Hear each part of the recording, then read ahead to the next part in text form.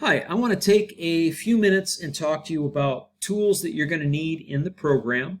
I will point out which tools you're going to need the very first day, the tools you're going to need the first week, tools you'll need the first quarter, and this is mostly geared towards new students.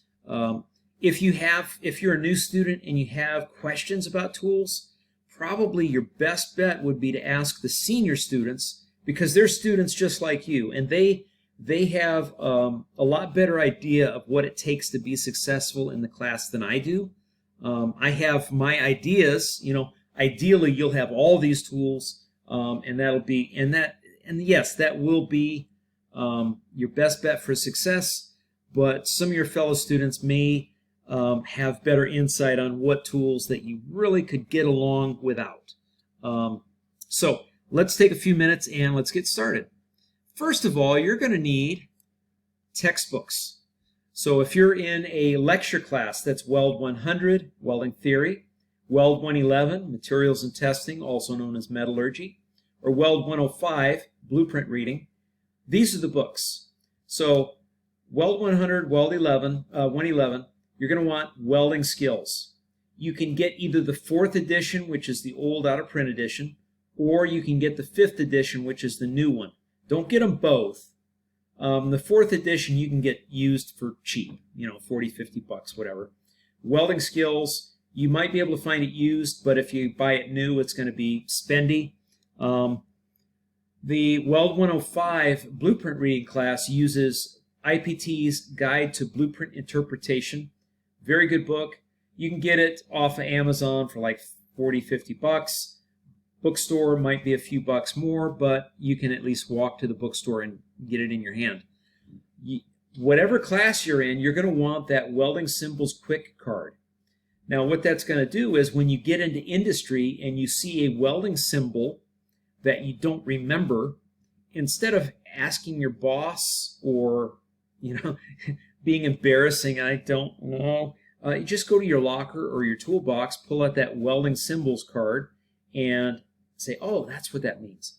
So that'll save you from being embarrassed.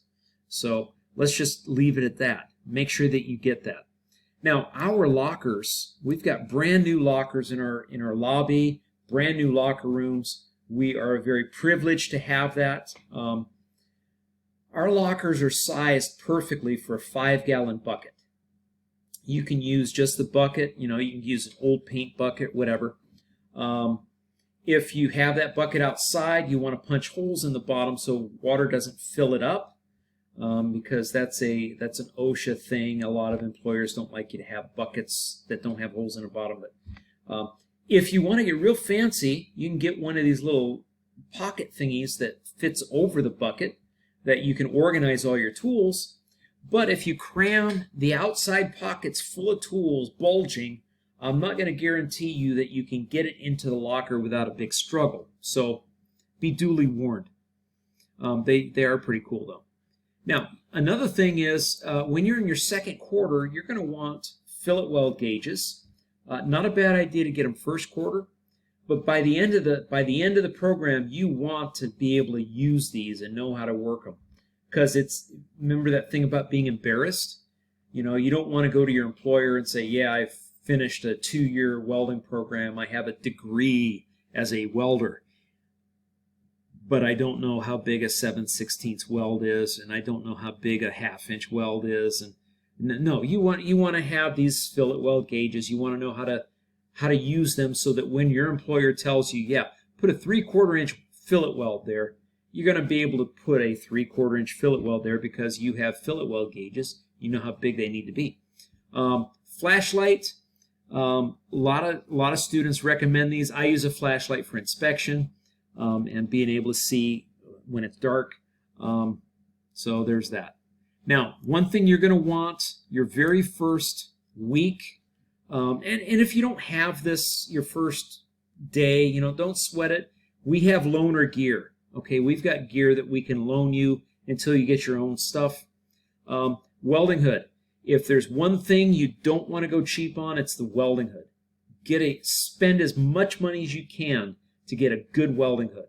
You can get a cheap hammer You can get cheap pliers. You can go to Harbor Freight and get some cheap gloves, but don't go to Harbor Freight for your welding hood.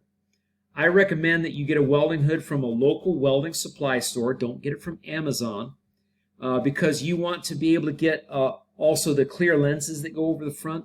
You have to replace those every few days or every couple weeks because they get sparks on them and they get dirty and scratched.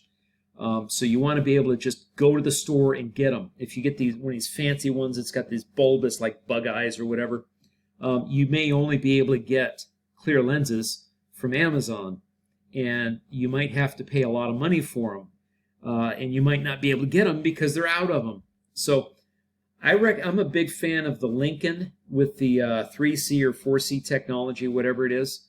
Miller makes an excellent welding hood as well. If you want to spend a whole lot of money, there's Optrol, there's 3M, Speed Glass. Those are all good hoods. Don't go to Harbor Freight. Also recommend that it has a grind feature so that you can turn it off to grind with it. And also recommend that it has shade 5. If it doesn't have a grind feature, if it doesn't have shade 5, then you're going to have to buy you're going to have to get one of these grinding face shields. Now, truthfully, we got a bazillion of these at the shop, but you're going to have to use one of them. So either you can use one of ours if you want to disinfect it and all that, or you can buy your own. But if you get the right welding hood that's got the grind feature and the shade 5, then hey, it's all in one, everything you need. Again, don't go cheap on your welding hood. Get a good one. You can thank me for it later. Trust me, ask any of the senior classmates that is halfway decent at welding. They're going to say, yeah, get the most expensive, best hood that you can afford. Not kidding on that. So next, gloves. We do have loaner gloves. I recommend you, for your first week, have a pair of the heavy gloves and have a pair of the light gloves. The heavy gloves are used more for stick welding and overhead flux core and MIG welding. That produces a lot of sparks. The TIG welding gloves are really thin, lightweight gloves. You might find them advantageous for oxy-fuel welding and oxy-fuel cutting. I wear the thin gloves for everything, but I've learned how to position myself so I'm not under the sparks. Take care of your gloves. You're going to go through a lot of gloves. Don't pick up real hot metal with your gloves, even though you can't feel it. That hot metal will damage your gloves and it'll make them hard and they won't move anymore. So you'll burn your gloves. Don't do that. Safety glasses. There are safety glasses that are designed to go over prescription glasses. If you have impact resistant lenses, I think they're called polycarbonate, on your prescription glasses, and you get those side shields, you can wear those in the shop. You are going to destroy them. Just be warned. They do make safety glasses with magnifying bifocals in them. Do not wear tinted or sunglasses in our shop. That's a no, because our shop is there's not a lot of light in there. It's pretty dark, and you're going to find yourself pulling your glasses down to look over them because you can't see in there, and now your eyes have no protection, so don't do that. Okay, so our shop is one of the cleanest shops you will work in. I've only been in 2 shops that are cleaner than our welding shop at school.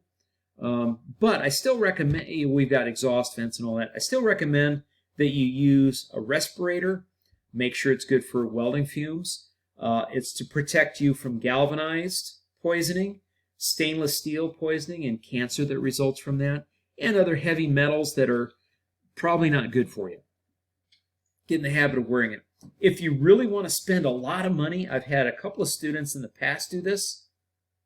You can get one of these powered, it's got a battery-powered air filter that gives you a clean airflow under your welding hood, and it's all in one unit.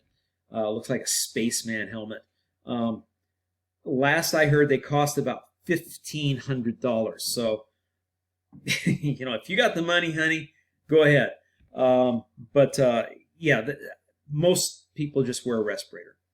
Make sure it's good for welding fumes. Now, wear a leather jacket or leather sleeves. I wear sleeves in the summer. I wear a jacket in the winter. Fire resistant, the blue ones or the green ones, they're going to burn. When you do overhead welding, it's going to burn holes in it.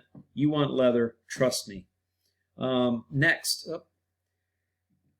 if you're going to buy a welding slag hammers, oh, by the way, you're going to want safety glasses your first day in the shop. We have plenty of these springy handled slag axes in the shop. They're kind of junky. If you're going to get your own, get one of the wooden handled ones. You're going to want, in fabrication class on down the line, first quarter, you're not going to need these the first couple of weeks.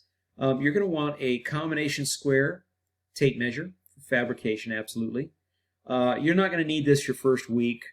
For fabrication, you're going to want a soapstone and a holder like that, not the round ones. You may want to get a scribe for scribing metal. If you're in fabrication, you're probably going to want a protractor. You're probably going to want a compass with capability of putting in a soapstone. You're going to want those for fabrication class, probably. Not a deal breaker. Okay, if you're not going to need this first day, but definitely your first quarter and onward, you're going to want to get a 4.5-inch angle grinder. There's a lot of good brands. Don't get Harbor Freight unless you want to buy one every other week. Get one that's a cord, not rechargeable. Get one that's got one of those paddle handles rather than an on-off switch, because when you let it go, you want the wheel to stop. If you get one that's got brakes in it, even better. You're going to want to get a flapper wheel, grinding wheel, cutoff wheel, and a wire wheel. And again, this is not first day, not first week, but definitely by your third or fourth week, you're going to want one of these. And, if you get one your second week, you're probably going to be thankful. Next, ball peen hammer, center punch. If you're in fabrication classes, you're going to want these. But again, this is not first day stuff. This is not first week stuff. Let's see. First day, you're going to want to get boots. Steel toes are good. You're going to want the round toe. I prefer a lace-up because it minimizes the number of sparks. Don't get the little slipper thingies, but you're going to want these first day in the shop. We have plenty of wire brushes in the lab, but if you're going to get your own, make sure that you get one that's stainless steel. And if you get these little toothbrush ones, those are really good to have. But again, we've got plenty in the shop. Don't take them home, please. You are going to want, first day of class, cotton clothes. Jeans, I'm a big fan of hoodies. Flannels are another favorite of mine. Cotton or wool, no synthetics, no plastic clothes because they melt and they will burn you. No yoga pants, please. Big fan of a multi-tool. You don't need this to be successful in the program, but they're helpful.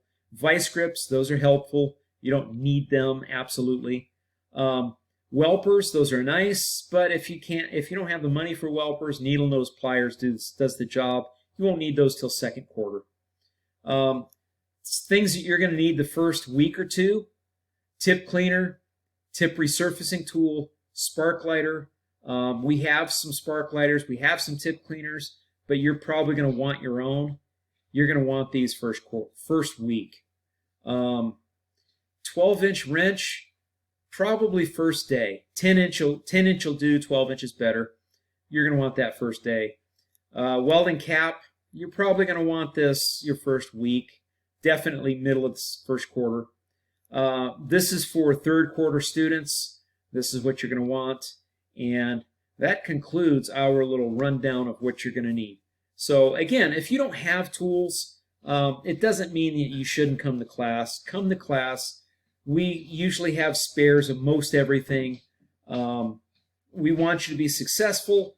You're going to be more successful if you have a good arsenal or repertoire of tools. So great to be your instructor. I will see you in the lab.